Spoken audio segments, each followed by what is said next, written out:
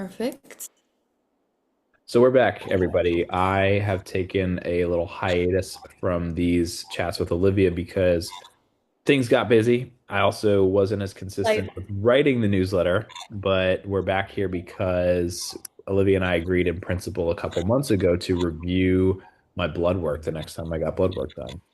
I mhm, trust her, as I'm sure everybody reading this newsletter knows, or listening to this newsletter, with um, a lot of lab panels, right? She's worked with some of my clients on their health and helped them with their health, not just worked with them, but helped them with it. I saw Marissa a couple days ago, by the way, and she looks a lot like better, just like overall, like less mhm. inflamed, Oh, to put it nicely. oh, Um, I'm so so glad. She's been such a pleasure to work with.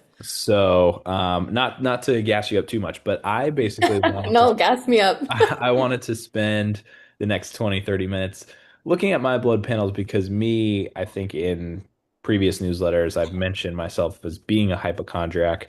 And Mm, I want to take Olivia up on her offer to maybe calm me down a little bit, but also tell me like what I need to focus on nutritionally, mm. and maybe even exercise wise, right? Because I'm fully aware that there might be some strenuous exercise that has impacted these blood work results. So I'll pass it to you, Olivia. I sent you these results yesterday, and I'm wondering, how much you've looked at them.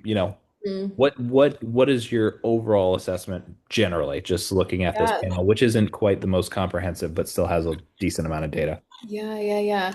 I mean, of course, there's a lot of different readings here, and so it's hard for me to give like a sort of general statement. I mean, I will say for the most part, things look really good. Like your lipid panel looks really good, which basically gives us insight into cardiac function. Hmm.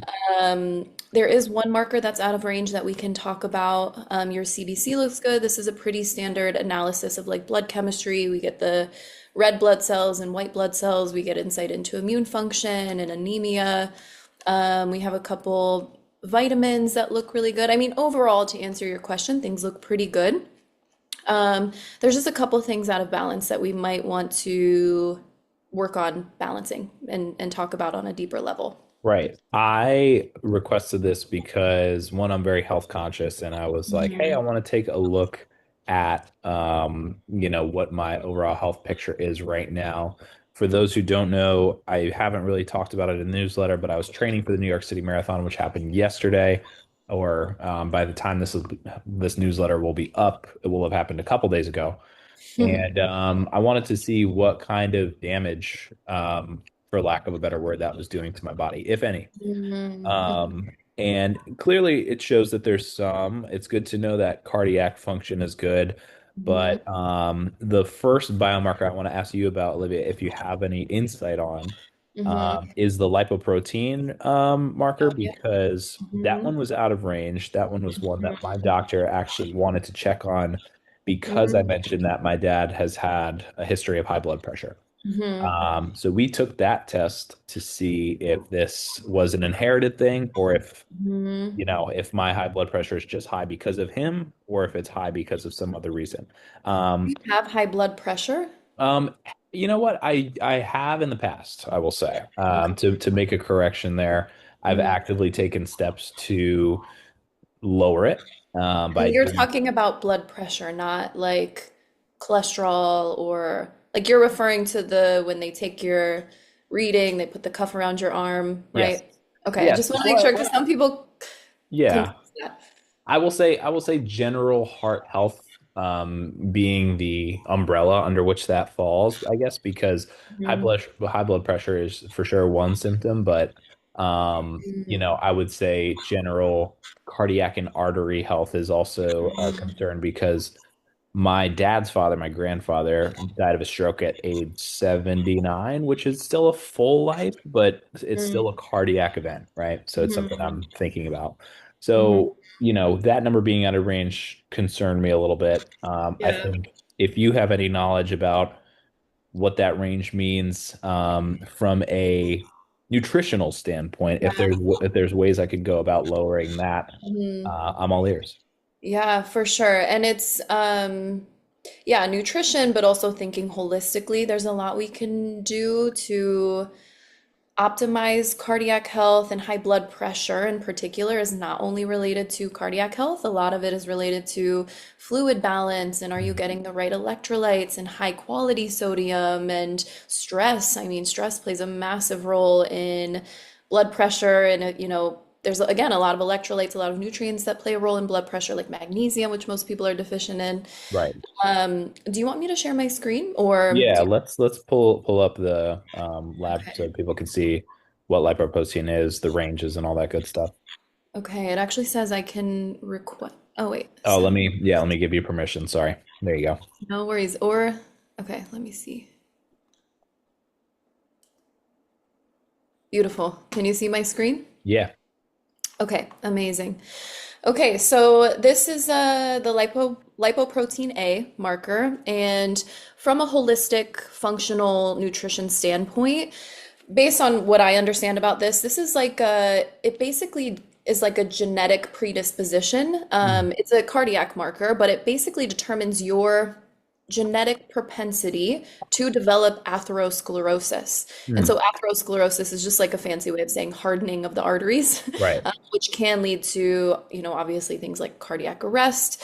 So this is something we do want to pay close attention to. It looks like you're in the moderate range. You're at 106. Mhm. To my knowledge, even though it does again determine like a genetic propensity, it is based on my understanding, there's a lot we can do to positively influence this. Of course, I would say always like make sure you're seeing a specialist in conjunction with a nutritionist and a lifestyle wellness professional like myself, but always consult with a cardiologist as well. Right. Just for further testing, one of my favorite tests from a cardiac perspective is the CAC score. Right. Um, we want the coronary artery calcium score to be at 0. That's like low risk. That's the lowest risk you can have for developing any type of cardiac event. Right. But this lipoprotein A, so this is again sort of influencing your propensity to develop that hardening of the arteries. So there's a couple of things we could do. I would say really focusing on plant-based fibers. Mm. So high fiber foods, soluble fiber in particular. So things like chia seeds, flax seeds, okra, berries, artichoke, avocado, getting a lot of like high antioxidant, high polyphenol rich foods. So things like wild blueberries, cranberries, turmeric, ginger, any fruit or vegetable that's like deeply pigmented with a color like leafy green vegetables or yeah, like dark red cherries or pomegranates. These things basically have a lot of high antioxidant activity. Actually, it's the antioxidant activity that gives these foods, well, I shouldn't say antioxidant activity, but rather antioxidant or polyphenol content that gives these fruits and vegetables their color. Got Um, it. Pomegranate, any kind of berry, dark leafy greens, um, Cruciferous vegetables, maybe like crucif broccoli. yeah, definitely, because these are really high in what's called insoluble fiber. So Mm. really good for feeding like the good bacteria in your gut. We know our microbiome has a really large influence on our cardiac health as well. So definitely focus on that, eating a lot of fiber, eating a lot of antioxidants and polyphenols from deeply pigmented fruits and vegetables. You can even work in things like I mentioned, turmeric and ginger.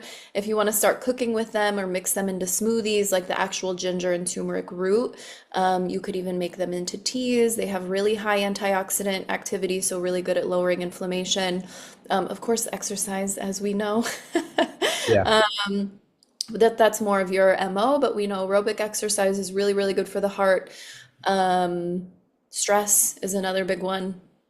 Do you feel like you've been stressed the past couple of months? I would say, yeah, there's been a moderate level. And I think the fact that this is in the moderate range makes sense because Mm. I think the science of wearables is still imperfect, right? But what I will say is my Aura Ring, for example, tells me that I'm good at dealing with stress Mm, by metrics of like HRV, how much sleep I'm getting, and things like that. And I think there's something to that yeah. because I would say I describe my day to day to some people, and they're like, "Wow, that's a lot," right? But to me, it doesn't seem like a lot. So I think there's probably Mhm. some mental, gut brain axis thing going on there where if I don't feel like it's that stressful, maybe it's not, but Mm. in the total allostatic perspective, it probably is pretty stressful, right? So, Definitely. Yeah, I always tell people, even if they don't feel overtly stressed, in our modern world, it's still really important to allocate time to engage your parasympathetic nervous system because a right. lot of people can be actively in the sympathetic state, that fight or flight state, that, high stress state and not even really register it. So doing things every day to really take care of yourself and connect with yourself and again, like really activate that parasympathetic part of your autonomic nervous system, activate your vagus nerve, like breath work, meditation. These things are invaluable and really important for all of our health. And I know you've had, I was just scrolling up to see the date you had this blood work done, and it was just like last week or 2 weeks ago. And Yep. I know you've been training for the marathon. There's been a lot of movement. So just in your life in general over the past couple of months. So really trying to prioritize your self-care, I think will be really helpful too. Yeah, I wonder how much of backing away from that intensity of training when I go back in a month or two to get some more results, just to see what my dietary changes are impacting, if this number will go Mhm. down simply because I'm less stressed. Yeah. But like you said, allocating more time to relaxation is something I'm actively working on as Mhm. well. Mhm. And you mentioned in the intro of that lipoprotein, just the how the mineral content and hydration can play an impact in that, which is something I've been also honing in on because if we scroll up a little bit, we'll see creatinine's a little bit on the higher side. Mhm. And doing some research, obviously, I know creatinine is a level of effect that the kidneys have on filtration. Um, I work with a startup called Thrive 25. I've shouted them out a bunch of times in the newsletter. They have an app where you can upload labs like this to the app, and they'll tell you what the actual real optimal range for a lot of your readings are. Not Mhm. what, something like Quest will have, which is just like an aggregate average, but like where it should be as opposed to like the national average, which you and I both know is not very good because a lot of America's out of shape or Mhm. not really well inclined to health.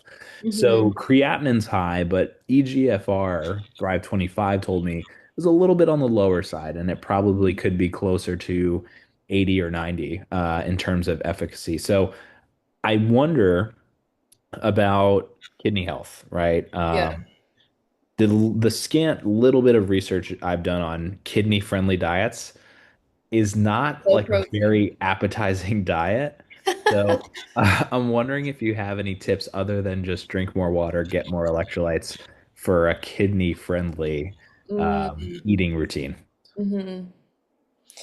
Yeah, definitely. We can talk about this a little bit, but honestly, sometimes it really just is that simple as drinking more water and maybe decreasing protein intake. I Mm, mean, it really depends. I'd have to assess your diet. If you're only eating protein, you're not eating any fiber or like complex carbs, then yeah, we'd want to talk about decreasing your protein intake. But yeah.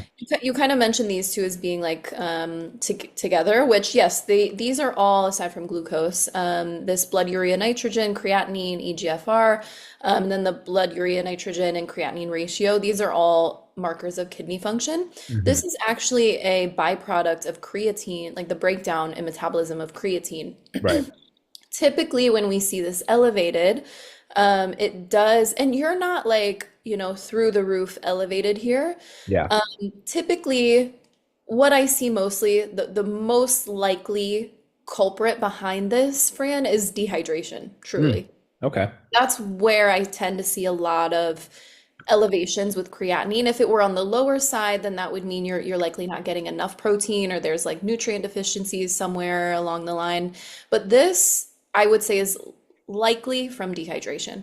Got it. That makes sense. And I do think it's interesting that you said, there is the possibility of maybe overdoing it with the protein if I'm not getting those complex carbs or fibrous foods, Hmm. which seems to run counter. And I'm with you on this, by the way. I totally agree. Seems to run counter to like what a lot of like the podcasters say. I think, Andrew Huberman's a smart guy. I think Rhonda Patrick generally knows what she's talking about, but many of them will say, there's no such thing as too much protein.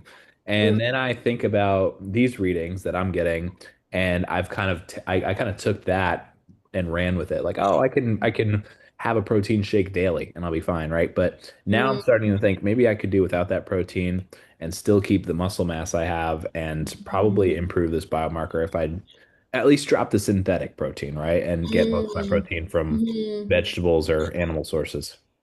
Yeah, yeah.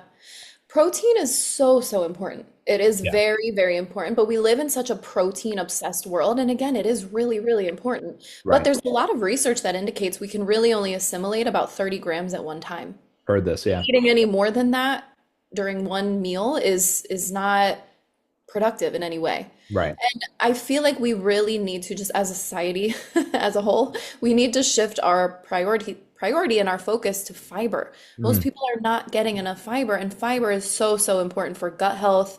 And we Right. know, again, not to sound like a broken record in all of these meetings, but gut health really impacts every single thing in our Sure. system. And so, yeah, having elevations of this creatinine, this can indicate like kidney disease and something more serious, but that is very unlikely based on what I know about you, based on the Yeah. actual like level itself. And we know too, having an increase in stress makes our hydration needs higher because cortisol can actually deplete your body of certain minerals like magnesium. Yeah. And, fiber has definitely been a focal point of mine over the past, even before we started having these conversations, looking at ways where I can get more fiber. There's a really cool company called Gutsy, which makes these kind of applesaucey kind of packets that are packed with Mm, fruit. And it says there's 8 to 9 grams of fiber per packet, which I think if my math is correct, is somewhere around like 25% of your daily value. So four of those could get you all of your fiber. Now, do I mm, think like the daily value is updated and is reflective of what I might need? Probably not. mm. But I do think there's something to what you said that balancing out my diet with more fiber, less protein is probably the way to go, despite this protein obsessed society we live in. Yeah, yeah. And that's not to say protein is not important. Protein is Yeah. very, very important, but Yep. we need to make sure we're eating a balanced diet. And focusing on fiber is going to be, in most cases, unless you have like severe gut issues, it's always going to be beneficial. But with this, I would say like the biggest or the most likely culprit behind this slight elevation is the dehydration. I would Yeah. just focus on drinking more water. Mhm. Um, maybe retesting in about 3 to 6 months Yeah. by after consciously working on increasing your water intake. But how do you feel like you're doing with hydration? Like, does that resonate? I genuinely feel okay with it. I think my hydration levels are a lot like how you described stress, right? Mm, In that I feel hydrated most of the day, right? I don't feel mm. like I have a dry mouth per se. I guess that doesn't necessarily mean I'm fully hydrated, and I probably could. And I'm also looking at things like, not to be TMI, but like my urine color, right? If that's Oh, yeah. mostly like a lemonade color, I feel like, oh, okay. And if it's clear, I'm like, maybe I'm too hydrated. But oftentimes it's clear, and I'm like, okay, maybe I should back off the water a bit, right? Like, I think I've heard Or somewhere that, continue with what you're doing. yeah, I was gonna say I've heard some places that the optimal color is like a slight yellow tint, which I don't know whether or Mm, not to believe that, mm. but yeah, I feel like I'm okay with it. I probably Okay, could do better. My wife just got me a new hydro flask, so that's helping. nice. But yeah, I think that's something I'll definitely start to work on. Mm, On the topic of hydration, we talked about like electrolytes, vitamins. And I want to scroll down to my vitamins. So mm, vitamin D is the one that pops up, mm, and I mhm. know we both know a lot of people are deficient in that. My doctor even said that, which I was like, wow, that's really progressive of her as a doctor to like know that because I feel like a lot Yeah, of doctors don't really encourage supplementation, right. but I still think this is on the lower end, and I wanted to I get would your take agree. as okay, good. So expand Yeah. on that a little. I would agree. Yeah, in the world of functional medicine, we like to see this between 50 and 80. Okay.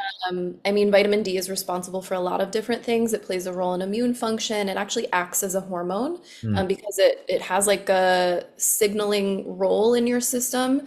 So it helps with like endocrine sort of communication or, physiological communication. It actually plays a role in gut health too, because vitamin D is not solely responsible, but it plays a role in like the keeping the tight junctions together in your gut Right. to prevent intestinal hyperpermeability. I mentioned immune function, right? I mean, vitamin D has so many different functions in our body, and so it's really, really important for us to have optimal levels. We don't Mm. have too much because that can mess with the calcium balance Mm. in our system, but I mean, vitamin D is also important for bone health too. So yeah, we'd like to see this between 50 and 80. I typically recommend taking vitamin D3 with K2 Yes. because that can help to offset the potential, like again, the calcium, the relationship with calcium can help to offset that. And trying to get it up to like 50, 60 for Is optimization. there, I know with some of these A through K vitamins, sometimes you need to take them with other supplements to optimize for absorption. Is vitamin Mm, D one of those ones where you can just take that and hope that it goes up, or is there a better supplement combo along with K2 great that question. might go better? Yeah, I love this question. Vitamin A, D, E, and K, all of these vitamins are fat soluble. So Yes.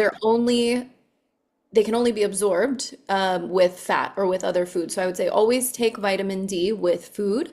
Mm, The B vitamins and vitamin C and I think most minerals too are water soluble, so they don't need food or any kind of fat to be absorbed. And that means whatever your body doesn't need, you're just going to excrete in your urine.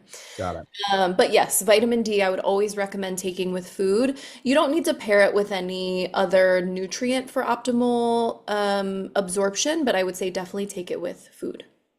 And when you say take it with food, is that as long as I'm having a snack or a meal within 20 to 30 minutes, would you say is probably good Mm, timing or immediately? Does it matter? I would say like literally take them together, like Ah, got it. immediately. Okay. I haven't Mhm. been doing that, so I'm gonna start doing that now. Okay. So, Or you could eat a little bit and then take your vitamin D, but like yeah, right immediately after you eat. got it. So vitamin C is not on here, but if we scroll down, vitamin B12 and folate are on there. I was actually interested in folate because I don't think I've had that one done before. And Really good one to look at. I've read that that's like a more popular, increasingly popular, Yeah. measurement for biomarker for general health. So taking a look at those two, and then we'll jump to your favorite, just general hormones, the ones we have right below it. What are Mhm. your thoughts on those levels? Are they good? And if they are good, what should I do to keep them that way? Or if they're not good, what should I do to improve them? They're perfect. These are really, really, really good. Typically, we look at vitamin B12 and folate together because they're both B vitamins. Mm, You would obviously know that from the name of vitamin B12, but yeah, folate is actually B9. yeah, So it is a B vitamin. Both of these are responsible for, they play a role in a process called methylation, yep, which is really, really important. You've probably heard of the MTHFR genetic mutation that's like increasingly becoming more popular in the functional holistic space hmm, because many people have it, and that basically messes with the way that your body methylates. And methylation, like in layman's terms, it's like the addition of a methyl group that binds to like a compound and allows for it to be detoxified. right. So if we have like a that genetic mutation, there's other genetic mutations too, but MTHFR is the most common. It messes with our body's ability to methylate. Mm, And so in that case, somebody who does have that genetic mutation, they have an increased need for folate, for methylated folate in particular, not folic acid, which we get in a lot of multivitamins, but methylated folate, which is found in some supplements, but also naturally within a lot of foods, like leafy greens, for example. So right. if you had low levels of folate, which these look really good, I'm very happy, very pleased with this level of folate, 21, that looks really good. Vitamin B12 at 677, that's perfect too. But also there's a connection with, there's a biomarker called homocysteine. Mm, And typically in somebody who has the MTHFR genetic mutation, we tend to see that homocysteine elevated. And that is a cardiac, not a cardiac, sorry, it's an inflammatory marker. got it. Or it becomes inflammatory when it's elevated because, again, that's an indication that we're not like detoxifying properly. That was my next question is if this is technically grouped in with that immunological function. So it's fair to say both of these B12 and folate have a pretty direct impact on immune function, Um, or not yeah, quite. in a sense, I would say they, based on what I was referencing, they mostly play a role in methylation and detox Mm. and like neurological function. B vitamins play a really big role in neurological function and energy production. Um, but yes, all of these things definitely impact the immune system. If I'm breaking it down for the layman who's listened this far, and I'm going to timestamp this video so people can jump to this part because I think it's important. Hmm. Um, Methylation, I've heard that methylation and that genetic sequencing you just described is associated with speed of aging. What's your thought on that? Is methylation does it have some correlation to aging? I guess I'm trying to make the person who's listening understand that Hmm. methylation probably has an effect on, the way your body feels, how old you Hmm. might be feeling physically. Hmm. Yeah, I don't know the literature on like aging and those biomarkers in particular, but Mm, having genetic abnormalities with methylation, like with again this MTHFR genetic mm, SNP, it can influence your energy levels. A lot of people who have this have low energy, chronic fatigue. They might have anxiety. They might experience chronic headaches and oh, migraines. So okay. it impacts a lot, which yeah, I feel like in a sense does impact aging. I just don't know again the literature exactly on like the aging markers with methylation. Yeah, makes sense. I figured I would try to break it down a little further if we could. All Yeah. right. Last but not least, I want to look at hormones. We only have TSH and T4 here. Hmm. Next panel I get, I'll try to get a little bit more there for you because I do want to get a Hmm. little bit deeper into the weeds with it. I think I've mentioned before that my SHBG has been a little bit elevated, and I've been trying to get that down. But looking at Hmm. these two, I know we've talked about their importance with relation to thyroid health and all that stuff. Hmm. But I know we also can't just take the quest results as, what they are and just assume that they're good. What do you think of these two? These look really good, but again, they don't give us the full picture of Mm, thyroid health. I yeah. have seen so many clients, like I just had a client recently who super healthy, no real issues. We were working mostly on his gut health, Mm, which yes, the thyroid and the gut, there's a connection there, but not really in the way that he was experiencing. And we ran a full blood panel. We got the TSH, we got the T4, the T3, and two thyroid antibodies. His TSH, his T4, and his T3 were perfect, but his antibodies were through the roof, wow. which is an indication that Hashimoto's, which is the that autoimmune disease that's inflammatory, causes thyroid inflammation and Yeah. sluggish thyroid function. It basically means that it's on the way, and there's a Just to, lot we can do to get ahead of that. just to clarify, this wasn't the same patient who was balding, was it? Or was it that same guy? No, No. different patient. Yeah. Okay. So the thyroid, it's a butterfly shaped gland. It sits right behind your voice box and it's responsible for controlling metabolism. It controls body temperature. It does influence gut health. It plays a role in energy levels. And there's a couple different markers. Typically in my practice, when I'm running the thyroid markers, I look at everything. I do the full in-depth reading. So I'm looking at the thyroid stimulating hormone. So this is the TSH. But it's a bit of a misnomer because it's not released from your thyroid. It's actually released from your pituitary gland Mm, in your brain, and it sends signals to your thyroid to produce thyroid hormone. got So it. typically when we see elevations of the TSH, that means that your brain is like screaming at your thyroid to produce thyroid hormone, and that's typically accompanied by low thyroid hormones like T4 and T3. Not always, but that's typically the case, and that means that your thyroid is sluggish. Mm, If it's in the opposite direction, if we see the TSH on the lower side, it tends to mean that the thyroid is hyperactive. When we're looking at the hormones, we have T4 and T3. T4, unfortunately, does not give us the full assessment. I like to see it at 1 or above, so you're perfect here, but T4 is not as strong as T3. It's actually less biologically active than T3. So we right. really need to make sure when we're looking at the thyroid that we're looking at T4 and T3. because T3 is more biologically active than T4. And there's a lot of things that play a role in the conversion, a lot of different cofactors, as we call them, that play a role in the conversion of T4 to T3. Like protein is a big one, iron, zinc, selenium. There's a lot of, again, different nutrients and cofactors that play a role in that conversion.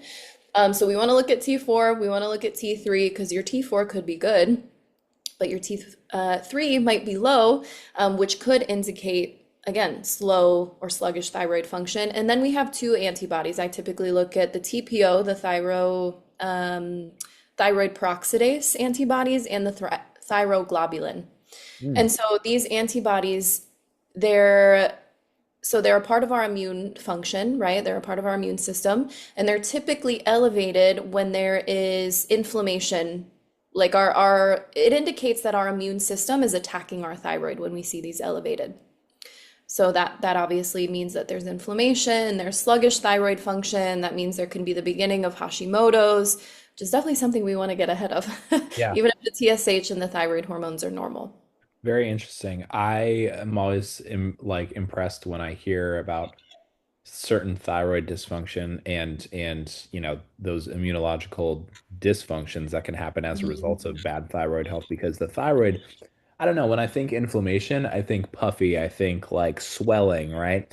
But Mm. it doesn't seem to me like the thyroid is one to really like, just start making a big bulging neck, right? Like you wouldn't actually know if by just touching your neck. Actually, you can. Or You could can. you? I don't know. Some Yeah. people do have like thyroid inflammation so bad that when you can feel it when Mm, you touch it, yeah, wow. or Very you can even interesting. see it. Well, good to know. I mean, I think my biggest takeaways, because we only have a few minutes left here, are that I should probably drink more water, even if I feel like I'm drinking enough. I will and have been incorporating more of those fruits and veggies you were talking about with relationship to the lipoprotein stuff. Beautiful. Um, I could probably do more, and I think I need to get a little bit more creative. I've been trying to get a daily smoothie in, Mm, to, mix great in way. some of those leafy greens that are a little bit harder to eat regularly, spinach and, Swiss chard and things like that. Hmm. But along with getting more hydration, those fruits and vegetables, chia seeds and flax seeds, those weren't ones that were on my list. So now I'm definitely going to add them to it. Hmm. And I guess getting a more comprehensive reading of my thyroid and my hormones next time around because I felt like, oh, this is great, and Olivia's going to love these numbers. But um, You for just those of never know. yeah, for those of you listening, she's talked a lot about T3 before on previous conversations. You guys can go back and listen to it, but I'll definitely have to ask for that one next time around and hopefully get a bit more in depth of a reading next time I go. Mhm. But thank you. This was great. I feel Yeah, of pretty good. course. Not that I came into this really worried, but I already had a game plan. So Hmm. it was nice to get some confirmation that I'm doing stuff that is hopefully going to be Yeah, helpful. Yeah. yeah, of course. Let me stop sharing. Yeah. Um, yeah, amazing. I'm glad it was helpful. Great. Well, I'd like to do this again next week. So hopefully Let's we do can it. nail down a conversation topic. Yeah.